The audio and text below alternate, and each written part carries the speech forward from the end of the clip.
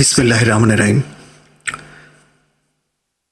আমি সেই মহামানব এবং মহাপুরুষ, আমার অন্তত আধ্যাত্মিকতা বা স্পিরিচুয়ালিজম নিয়ে যখনই কোনো কিছু মনে হয়, তখন যার প্রতিচ্ছবি আমার মানসে উৎসাহিত হয় এবং আমাকে আন্দোলিত করে, সেই মহান পুরুষ হাসান রাজার প্রতি আমি শ্রদ্ধা নিবেদন করে আমার ছোট্ট বক্তব্য শুরু করছি।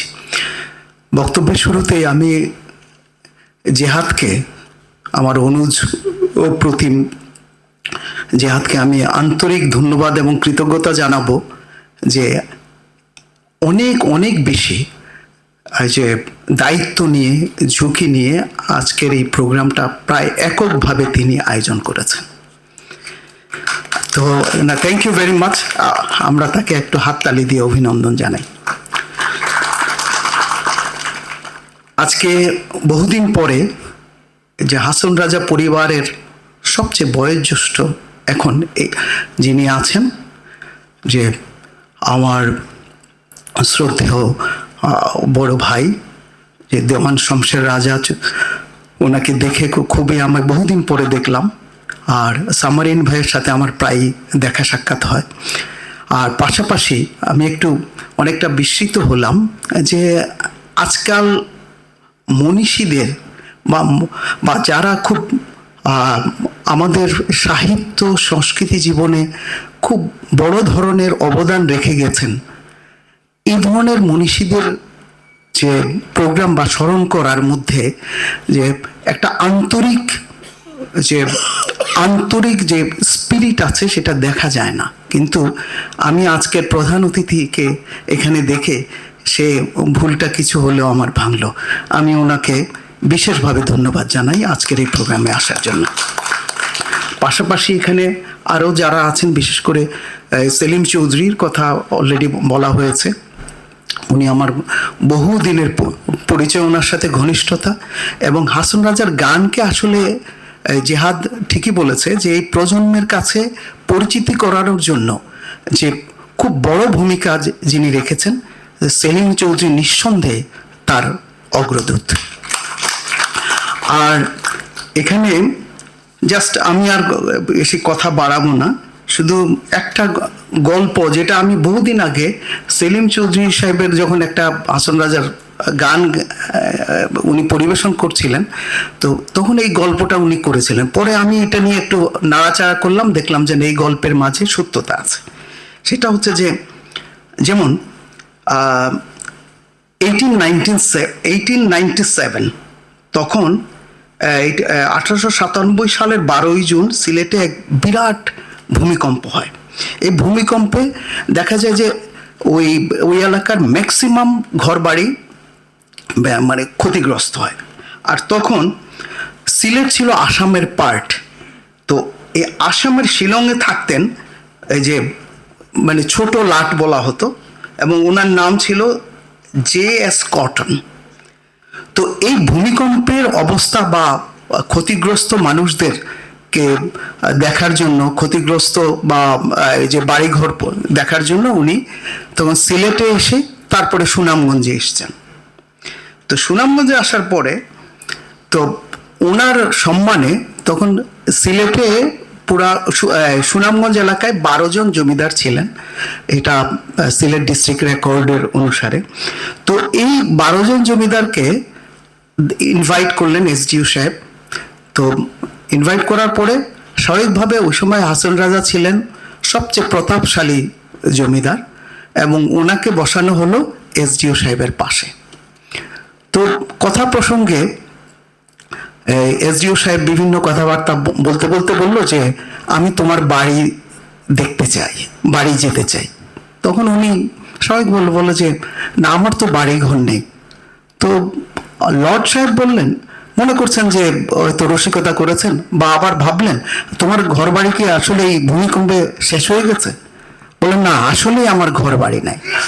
কিন্তু এটাকে সিরিয়াসলি নিলেন না, না নিয়ে উনি বিকেলে ওই SDO সাহেব সহ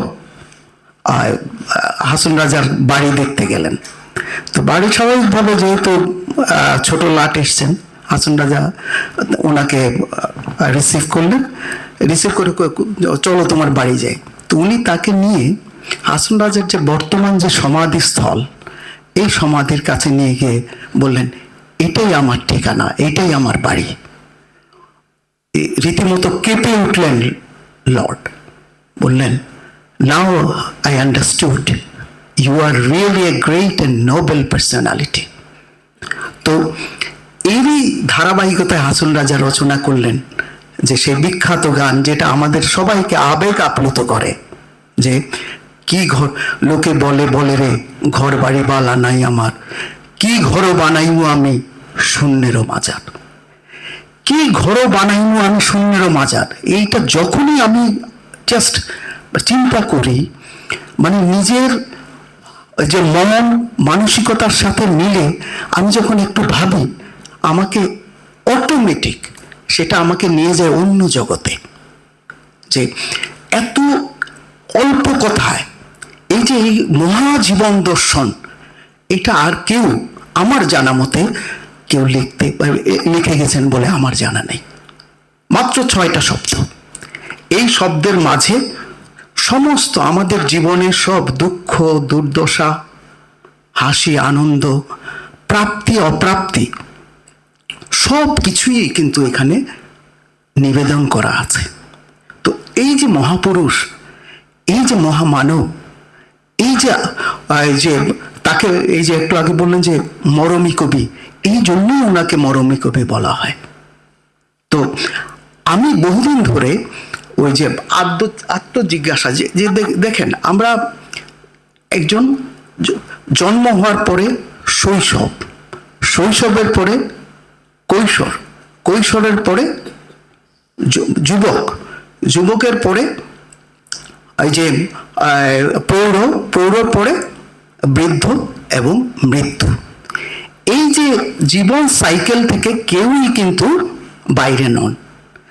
এই জীবন সাইকেল যদি থাকেই সবার, তাহলে কেন এই পৃথিবীতে আসা, কেন এই মরতে আসা?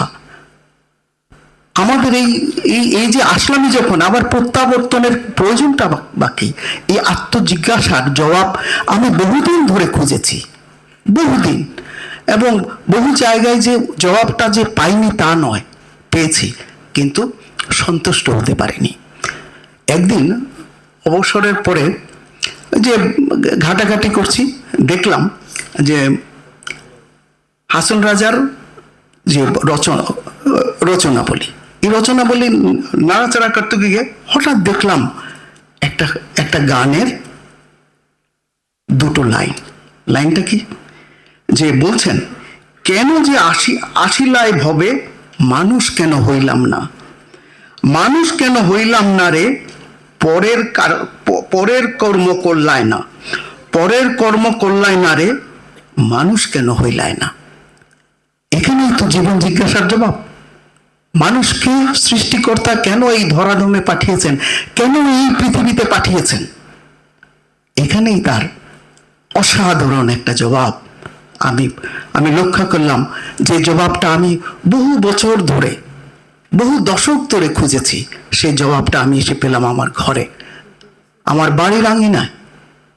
তো হাসন রাজাকে নিয়ে আমরা যদি ওই যে বিভিন্নভাবে যদি উপস্থাপন করতে চাই, তাহলে আগে তার স্বরূপ উদ্ঘাটন করতে হলে তাকে নিয়ে ভাবতে হবে, তাকে নিয়ে চিন্তা করতে হবে, তাকে নিয়ে ওই যে ঘরোয়া অনুষ্ঠানে আড্ডার মধ্যে একজন প্রকাশক হোক বা যে হোক, তা ওনাকে জিজ্ঞেস করেছে, আচ্ছা উনি তখন হাসন রাজা নিয়ে কাজ করা শুরু করেছেন, যেখানে সেলিম চৌধুরী সাহেবের গান আছে সকণ্ঠে পরিবেশিত।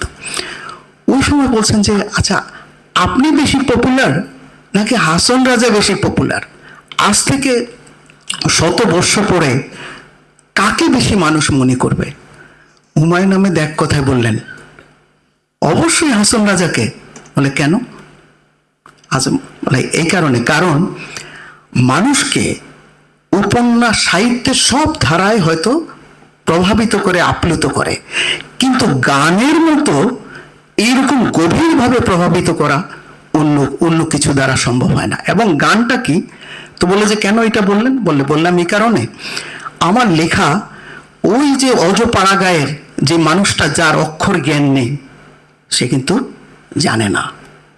বাট হাসন রাজার একটা গান তুমি দেখো, সে সকণ্ঠে গাইছে এবং তার প্রাণকে আন্দোলিত করছে।